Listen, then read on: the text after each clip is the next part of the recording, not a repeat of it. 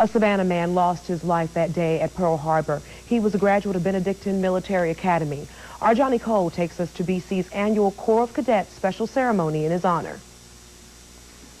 The ceremonies began as friends and relatives of the Gannam family and the Corps of Cadets assembled on the parade field to honor one of the first soldiers to die in World War II. George K. Gannam was a 1938 graduate of Benedictine, and his brother reflects on why George enlisted in the then peacetime Army. And so George enlisted, and his idea was to save money and come back and maybe go to college. And he did want to go to college. That was his plan. And, you know, it didn't work out that way. But out of that $21 a month, he was saving money.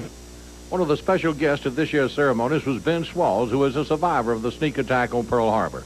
Swalls was getting ready to go on guard duty and was lined up with soldiers outside the barracks when the first wave of Japanese planes hit. Fire started. We saw the smoke and all. That didn't look right. And then I saw a sailor all stretched out going through the air. And I said, that's a man.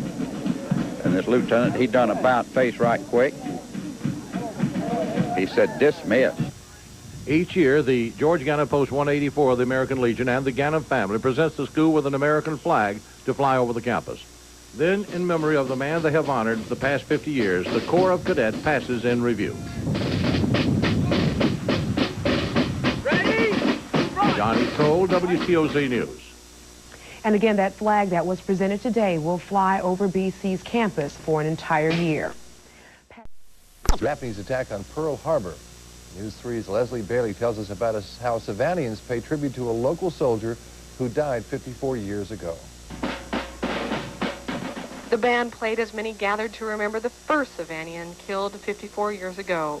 They've been here 50 times to remember George G. Gannam. Then I think of how George died. It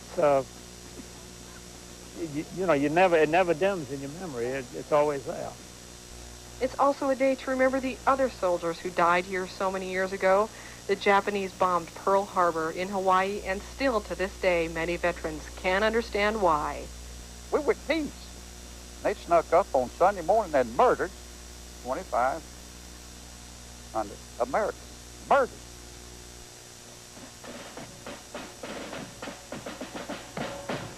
The event was capped off by an award ceremony and music played by the Benedictine's band. Leslie Bailey, WSAV News 3 in the Coastal Empire. The long-awaited movie